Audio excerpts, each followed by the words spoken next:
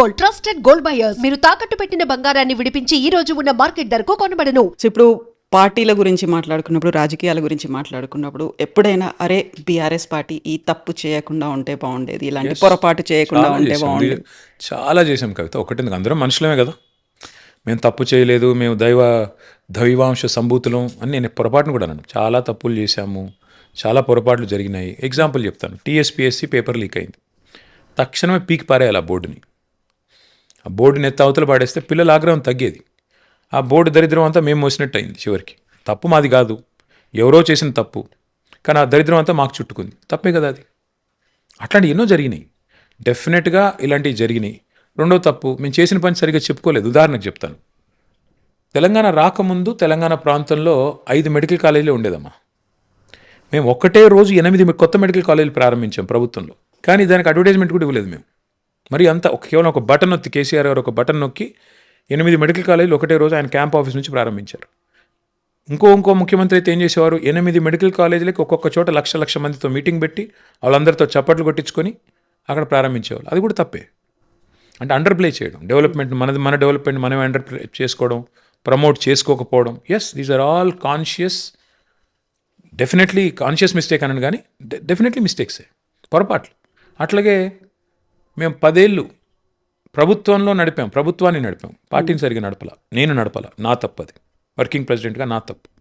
పార్టీని ఇంకా బాగా చేసి ఉండాలి, పార్టీ నిర్మాణం ఇంకా బాగా చేసి ఉండాలి.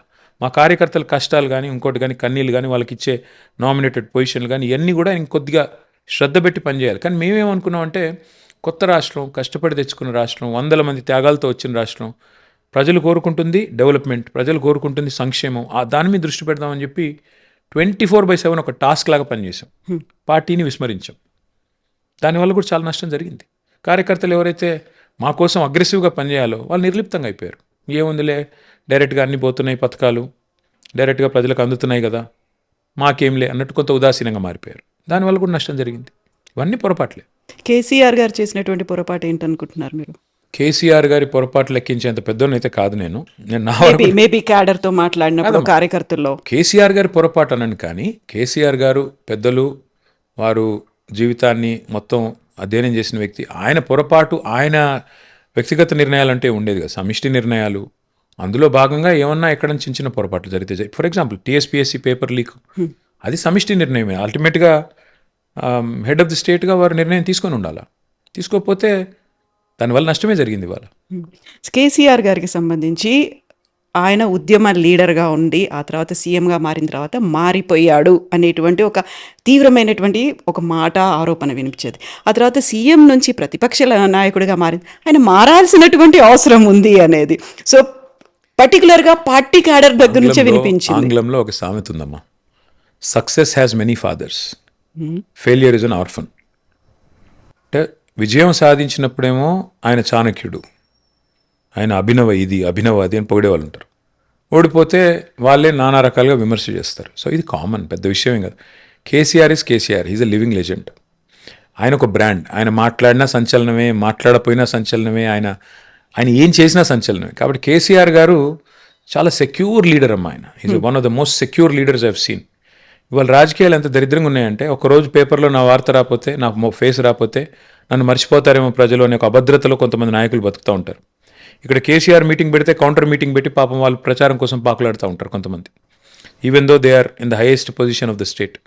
కేసీఆర్ గారు జగిత్యాలలో మీటింగ్ పెడితే ప్యారల్గా మీటింగ్ పెట్టి టీవీ ఛానళ్ళ కవరేజ్ కూడా సగం వచ్చేటట్టు చూసుకుంటారు.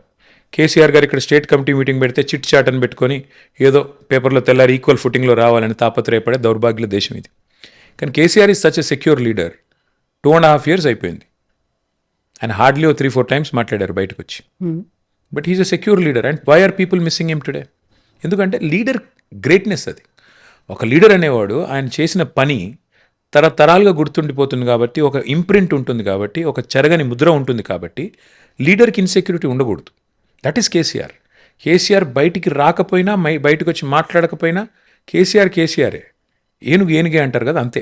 కాకపోతే సైలెంట్గా ఉన్నారు, ఎందుకు మాట్లాడట్లేదు, ఎందుకు బయటికి రావట్లేదు. గోడ మీద ఏలాడదీసే తుపాకీ కూడా మౌనంగానే ఉంటుంది. పేలే వరకు శత్రుఘ్ని కూడా, తోపు కూడా పేలే వరకు చాలా మౌనంగా ఉంటుంది. పేలితే ఎట్లా ఉంటుందో ఒక విస్ఫోటనం. కేసీఆర్ ఇస్ కేసీఆర్ అమ్మ. అట్లా అంటే నేనేమంటున్నా అంటే కేసీఆర్ గారికి మేము ఉన్నాం కదా, ఇప్పుడు ఇంతమందిని తయారు చేశారు ఆయన. మేము మాట్లాడే ప్రతి మాట కేసీఆర్ గారి మాటే కదా. ఆయన కాదని ఆయన కార్యకర్తలు మేమంతా, ఆయన అభిమానులం. ఆయన ఆయన ఆయన మాకు ఇచ్చే డైరెక్షన్ ప్రకారమే మేము మాట్లాడతాం. మేము తీసుకునే ప్రతి కార్యక్రమం, మేము చేసే ప్రతి పోరాటం కేసీఆర్ గారి బ్లెస్సింగ్ లేకుండా అవుతుందా? కేసీఆర్ గారు చెబితేనే మేము ముందుకు నడిచేది. కాబట్టి ఆయన నడిపిస్తున్నాడు. నాయకుడు అనేవాడు నడిపించాలి. ప్రతి సందర్భంలో నాయకుడు అనేవాడు ముందుండాల్సిన అవసరం లేదు. వెనకాల ఆయన నుంచి అట్లా ఒక శక్తిలాగా అట్లా ఉండి మమ్మల్ని బ్లెస్సింగ్ ఇస్తే చాలు. ఆయన నాకు తెలియక అడుగుతా, మమ్మల్ని తట్టుకోలేకపోతున్నాడు చిట్టినాయుడు. కేసీఆర్ గారు ఎందుకమ్మా ఆయనకి? నాకు అర్థం కాదు. కేసీఆర్ స్థాయి మనిషి కాదు ఆయన.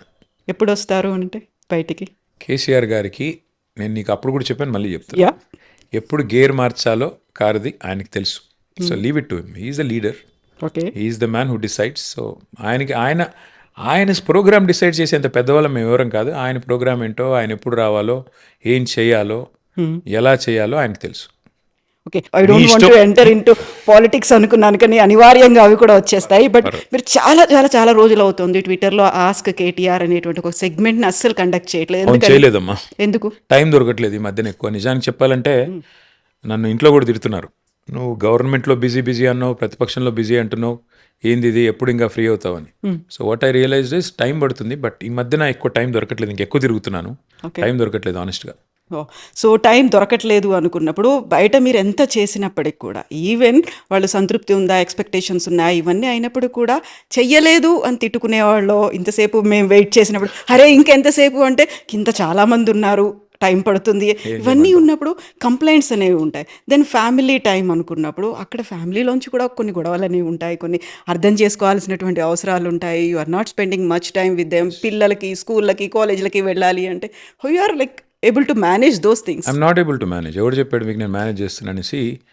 ఎనీ సక్సెస్ఫుల్ పర్సన్ అంటే వాళ్ళ ప్రొఫెషన్లో సక్సెస్ఫుల్ కావాలి అనుకుంటే they have to make personal sacrifices. There is no choice. Number 1. Number 2, చాలామంది మాడుతుంటారు వర్క్ లైఫ్ బ్యాలెన్స్ అని. వర్క్ లైఫ్ బ్యాలెన్స్ అంటే ఏమి ఉండదమ్మా. That's nonsense. అది ఇంపాసిబుల్. అది ఎవడి వల్ల కాదు, అది ఇంపాసిబుల్. అది అచీవ్ చేయడం అనేది సామాన్యమైన విషయం కాదు, అది జరగని పని. ఇప్పుడు మనం ఈరోజు ఇక్కడ కూర్చొని మాట్లాడుతున్నాం. మీ ఇంటి వాళ్ళు ఎదురు చూస్తూ ఉంటారు, మా ఇంటి వాళ్ళు ఎదురు చూస్తుంటారు. ఎక్కడుంది వర్క్ లైఫ్ బ్యాలెన్స్? అది ఇంపాసిబుల్. ఇప్పుడు మళ్ళీ ఇక్కడ ఎక్కిన తర్వాత కార్లో ఫోన్లు ఉంటాయి, వాట్సాప్ మెసేజ్లు ఉంటాయి, అవి 100 ఉంటాయి. అన్నింటికో అడ్రస్ చేసుకుంటూ ఇంటికి పోవాలి. Sometimes body present mind absent అన్నట్టు ఉంటుంది. ఎదురుగా కూర్చుంటాం, మనిషి ఇట్లా కూర్చొని ఉంటాం, కానీ ఎంతసేపు ఫోన్ పీక్తుంటుంది, పక్కన ఎవరో ఫోన్ చేస్తుంటారు. సో ఫిజికల్గా అక్కడ ఉన్న మనిషి అక్కడ లేడు. ఇది ఈరోజు పరిస్థితి. వర్క్ లైఫ్ బ్యాలెన్స్ అనేది ఇట్స్ ఎ మిత్, అది లేదు. నెంబర్ 1. నెంబర్ 2, ఎస్ నువ్వు సక్సెస్ఫుల్ కావాలంటే సాక్రిఫైస్లు తప్పవు. నేను చేయలేదు అబ్బా బువ్వ కావాలంటే కుదరదు. సో ఫ్యామిలీ అర్థం చేసుకుంటారు, అందరూ అర్థం చేసుకుంటారు. Once you're successful everybody will enjoy the success, everybody will revel in that success. So it's a good thing. Life చాలా చాలా షార్ట్ కవిత. కాబట్టి తప్పకుండా ఏదైనా ఒక అంబిషన్ పెట్టుకుని, ఒక డ్రైవ్ పెట్టుకుని పని చేసుకుంటూ పోయే క్రమంలో త్యాగాలు తప్పవు, తిట్లు తప్పవు, part of life. And Shailima గారి దగ్గర నుంచి వచ్చేటువంటి ఒక పెద్ద కంప్లైంట్ అంటే ఏం చెప్తారు? ఇలా టైమే, ఇంకేముంటుంది? అందరి కంప్లైంట్ అదే ఉంటుంది. టైం ఇవ్వట్లేదు, పిల్లల్ని పట్టించుకోవట్లేదు, ఆరోగ్యం పట్టించుకోవట్లేదు, ఇవన్నీ ఉంటాయి. ఇంకా తప్పదు కదమ్మా. అండ్ 2 పిల్లల దగ్గర నుంచి ఏమొస్తాయి? Similar complaint. సో యూజువల్గా పేరెంట్స్ టీచర్ మీట్ అంటే పేరెంట్స్ వెళ్ళాల్సినటువంటి అవసరం ఉంటుంది. ఇప్పుడు అయిపోయింది, ఇంకా నాకు కూతురు స్కూల్ కూడా అయిపోయింది. మన లాస్ట్ పేరెంట్ మీటింగ్ పోదామంటే నా కూతురు వద్దన్నది. సో ఐ సైడ్ జరే నా లైఫ్లో లాస్ట్ పేరెంట్ టీచర్ మీటింగే నేను వస్తానంటే వద్దొద్దు నేనే పోనున్నది. సో దానివల్ల పోలేదు. కానీ బట్ కొన్ని అటెండ్ అయ్యాను, బట్ ఇంకా చాలా వరకు మిస్ అయ్యాను. That's part of life.